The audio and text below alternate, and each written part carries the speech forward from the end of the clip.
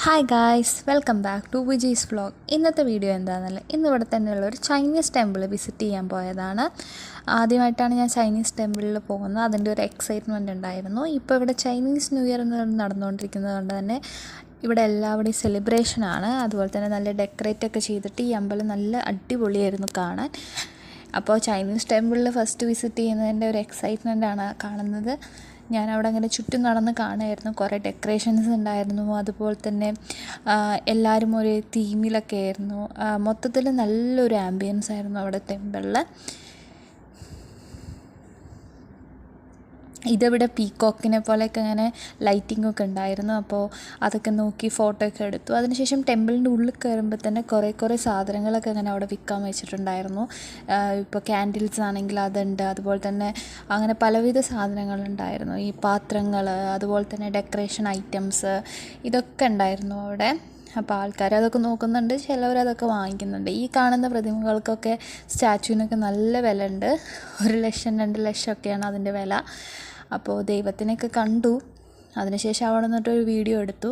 പുറത്തേക്ക് ഇറങ്ങിയപ്പോൾ നല്ല ഡെക്കറേഷൻസ് ആയിരുന്നു. മൊത്തത്തിൽ ഒരു റെഡ് തീമിൽ നല്ല അടിപൊളി ഡെക്കറേഷൻസ് ആയിരുന്നു. കണ്ണിന് തന്നെ നല്ലൊരു കുളിർമ നൽകുന്ന ഒരു മാതിരിയുള്ള ഡെക്കറേഷൻസ് ആയിരുന്നു അതെന്ന് പറഞ്ഞിട്ടുണ്ടെങ്കിൽ. ഇവിടെ എന്ന് പറഞ്ഞിട്ട് ഇങ്ങനെ റിബൺസ് ഒക്കെ വെച്ചിട്ടുണ്ട്. ഇവരുടെ ഒരു കസ്റ്റം അനുസരിച്ചിട്ട് ഈ റിബണിൽ ഏതാണോ നമുക്ക് വേണ്ടത് അത് നമ്മളവിടെ നമ്മുടെ പേരൊക്കെ എഴുതിയിട്ടുണ്ടെങ്കിൽ നമുക്ക് നല്ലൊരു പ്രോസ്പെരിറ്റിയൊക്കെ കിട്ടും. അപ്പോൾ ഓരോ റിബൺ എന്ന് പറഞ്ഞിട്ടുണ്ടെങ്കിൽ ഓരോ കളർ ഓരോന്നിനെ ചൂസ് ഇതാക്കുന്നതാണ്. അതാണ് അവിടെ ഇങ്ങനെ എഴുതി വെച്ചിട്ടുണ്ട്. അതിനുശേഷം അവിടെ ഇങ്ങനെ ചുറ്റും നടന്ന് കാണാനുള്ള കുറേ സ്ഥലങ്ങളുണ്ടായിരുന്നു. അപ്പോൾ ഞാനിങ്ങനെ ഡെക്കറേഷൻസൊക്കെ ഇങ്ങനെ തൊട്ട് നോക്കി ഫോട്ടോസും വീഡിയോസൊക്കെ എടുത്ത് നടക്കുകയായിരുന്നു. പിന്നെ ഇതെന്ന് പറഞ്ഞിട്ടുണ്ടെങ്കിൽ അവിടെ തന്നെ ഏറ്റവും വലിയൊരു സ്റ്റാച്ചു ആണ്. നമ്മളത് നടന്ന് കയറി കഴിഞ്ഞാൽ കാണാം. അതെന്ന് പറഞ്ഞിട്ടുണ്ടെങ്കിൽ ഗോഡ് ഓഫ് മേഴ്സിയാണ്. ഇതെന്ന് പറഞ്ഞിട്ടുണ്ടെങ്കിൽ ഈ ഒരു ബുദ്ധിസ്റ്റ് ടെമ്പിളാണ് ആക്ച്വലി. ഇതെന്ന് പറഞ്ഞാൽ കുറേ നാളുകൾക്ക് മുന്നേ ബിൽഡ് ചെയ്തിട്ടുള്ള ഒരു സംഭവമാണ്. അതായത് 1890 to 1913 ഇടയിൽ ബിൽഡ് ചെയ്തിട്ടുള്ള സംഭവമാണ്.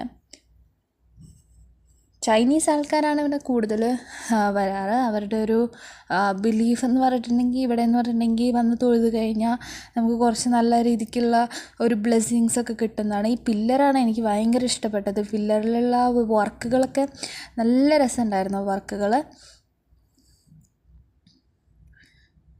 നമ്മുടെ യൂഷ്വലി ഉള്ള ഹിന്ദു കൾച്ചറിലുള്ള ടെമ്പിളിനേക്കാളും കുറച്ചും കൂടി ഒരു വ്യത്യസ്തത എനിക്ക് അവിടുത്തെ ഒരു കൾച്ചറിലായാലും അത് ഉണ്ടാക്കിയിട്ടുള്ളതാണെങ്കിലും അവിടുത്തെ സ്റ്റാറ്റ്യൂസിനായാലും മൊത്തത്തിൽ എനിക്കൊരു വെറൈറ്റി കണ്ടു.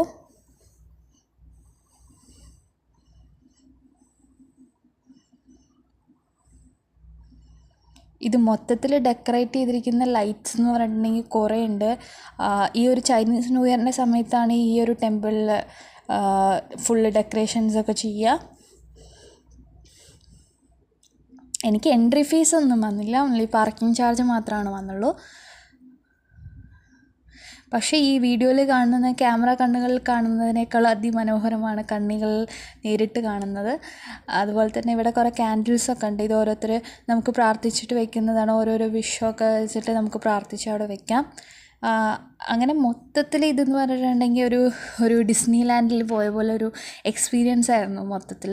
അത് പോകുന്നവർ കഴിവതും രാത്രി പോകാൻ ശ്രദ്ധിക്കുക. ബൈ ഗായ്.